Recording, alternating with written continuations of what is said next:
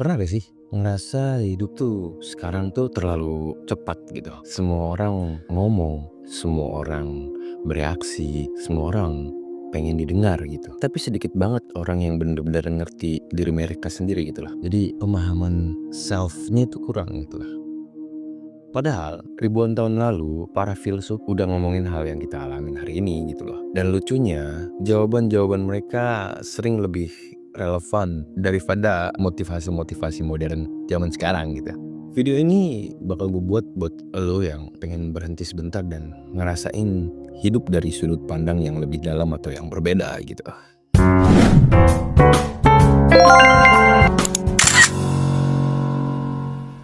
Oke, sebelum lanjut ke video berikutnya, gue punya kabar baik buat kalian nih. Gue bakal bagi-bagi rezeki di sini sebagai bentuk gue mengapresiasi kalian yang mau sharing pengalaman terbaik kalian, pengalaman menarik kalian, yang bisa bikin gue tentunya dan kalian semua belajar dan grow up bareng. Tidak banyak, hanya uang senilai 200.000 untuk 2 orang pemenang tentunya. Syarat dan ketentuannya cukup simpel. Kalian hanya share problem terberat kalian dan pengalaman kalian serta cara kalian menghadapi hal tersebut. Tentunya tulis di kolom komentar ya. Dan juga cukup subscribe channel ini jika kalian tertarik tentunya. Dan gue bakal umumin dan gue bakal undi hadiahnya di tanggal 30 sampai tanggal 31 di akhir bulan. Tentunya ini bakal berkelanjutan, di setiap bulannya bakal gue adain. Dan jika kalian punya saran buat gue, tinggal komen aja di bawah. Dan jangan lupa subscribe, semoga bermanfaat, support terus, kita lanjut. Salah satu pelajaran terbesar dari filsafat Stoik yaitu hidup itu netral gitu. Yang bikin nyakitin atau bahkan nenangin adalah cara lo mikir tentang hidup itu sendiri gitu. Marcus Aurelius pernah bilang kayak gini, kalau lo sedih karena sesuatu di luar kendali lo, berarti lo ngasih kekuatan itu buat ngendalin hidup lo gitu. Dan coba lo pikir lagi deh, beberapa banyak hal yang kecil yang bisa bikin lo panas gitu. Dari hal-hal contoh kecil, misal chat yang gak pernah dibalas, orang lain nyeleneh sedikit gitu, bahkan ekspektasi yang gak sesuai yang terjadi, bahkan komentar-komentar random yang bikin lo tiba-tiba ikut panas, bahkan ikut kesel sama sekali gitu loh. Padahal semua itu bukan punya lo gitu loh. Dan yang punya lo itu cuman cara ngerespon dari hal itu semua. Jadi controlling reaksi yang didapatkan dari ketika hal yang terjadi di hidup lu gitu loh.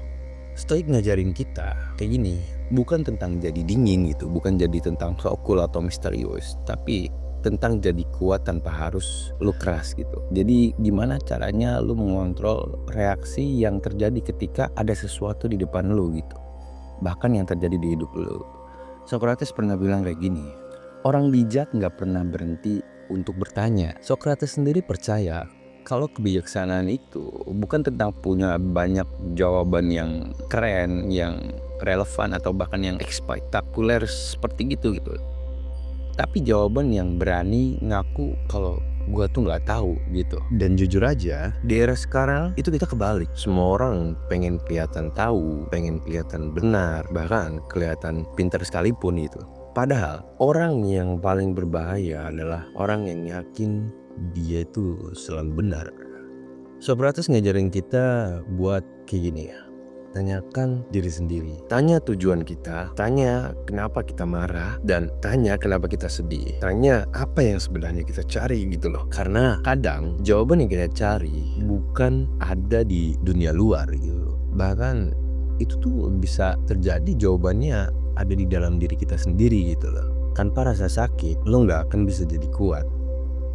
Setiap hal pengalaman atau sesuatu kejadian yang terjadi di diri lo itu memiliki makna tersendiri atau memiliki sesuatu yang bisa ngerubah sudut pandang hidup lu. Mungkin ketika lu ngerasa putus cinta, terus alasan lu kenapa dipertemukan dengan orang-orang yang seperti ini, itu semuanya memiliki makna dan itu memiliki hikmahnya sendiri gitu. Nietzsche punya pemikiran yang pahit tapi jujur gitu. Apa yang tidak membunuhmu membuatmu lebih kuat, tapi bukan kuat yang so tegar gitu.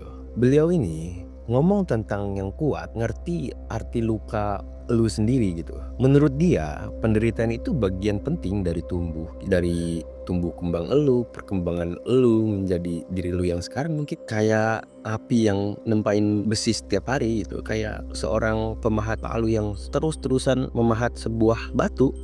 Lu pernah patah hati, lu pernah gagal, lu pernah ditinggalin, bahkan lu pernah diremehkan gitu.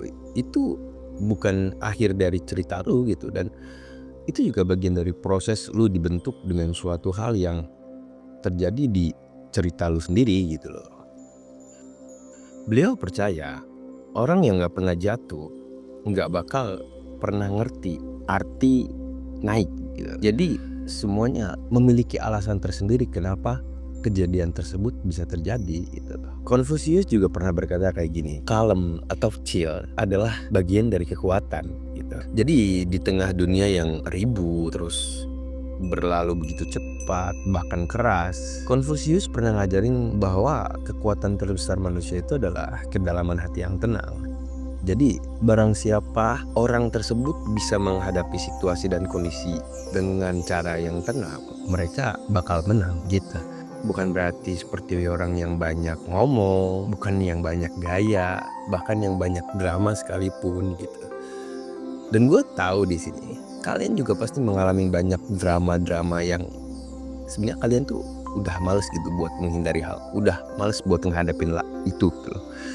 Bahkan di tempat kerjaan mungkin banyak drama, atau bahkan di kehidupan kalian yang udah penuh drama ini ditambah banyak drama-drama yang mengejutkan gitu. Tapi lo harus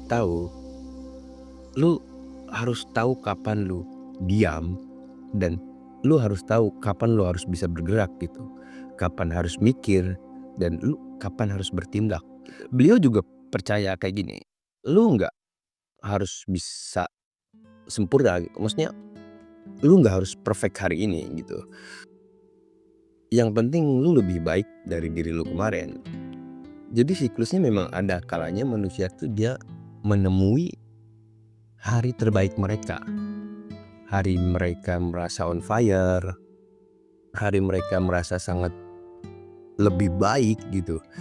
Bahkan ada di mana hari mereka tuh merasa kayak dia tuh udah lagi capek, lagi down dan lain sebagainya gitu. Tapi di sisi itu ada sebuah proses yang mencoba lu lakukan gitu loh. Dan itu setiap langkah kecil tiap hari lebih berarti daripada 1000 mimpi yang gak lu jalanin sama sekali gitu.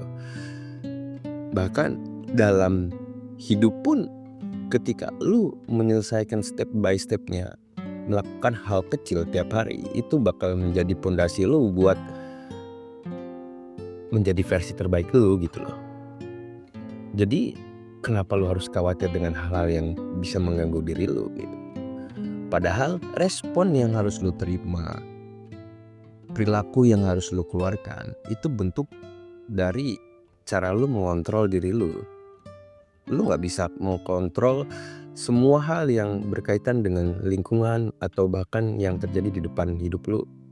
Lu cuman bisa mengontrol reaksi yang lu timbulkan ketika lu melihat suatu hal seperti itu gitu loh. Pelajaran intinya, jadi diam atau hening itu adalah sebenarnya guru terbaik. Ketika lu merasa sesuatu itu terlalu hiruk pikuk gitu. Jadi bentuk terbaik dan pertahanan atau penyerangan yang terjadi itu adalah hening, atau lu diam tanpa melakukan banyak hal yang itu menguras energi lu gitu lah. Pelajaran dari para beliau-beliau filsuf ini sama-sama nunjukin satu hal gitu loh. Pada intinya tuh cuman satu tuh. Dunia boleh keras, tapi lo harus punya ruang tenang di dalam diri gitu. Bahkan siapapun yang bisa tenang di dalam hidupnya, dia yang menang untuk melakukan hal apapun. Bahkan itu dari kekayaan, karir, dan lain sebagainya, tidak banyak pola. Dan lu menghadapi itu dengan rasa tenang, itu adalah bagian kemenangan terbesar dalam hidup lu gitu loh. Dan ruang itu cuman lu yang bisa temuin. Dan itu cuman bisa diakses oleh diri lu sendiri gitu. Coba kalau lu berhenti sebentar gitu. Bukan untuk mengejar validasi, bukan mengejar kesempurnaan, bahkan mengejar persetujuan orang gitu. Tapi ini bentuk mengejar pemahaman diri sendiri, mengkaji diri sendiri gitu loh. Karena musuh terbesar alami manusia itu sebenarnya ada di dalam diri mereka sendiri gitu.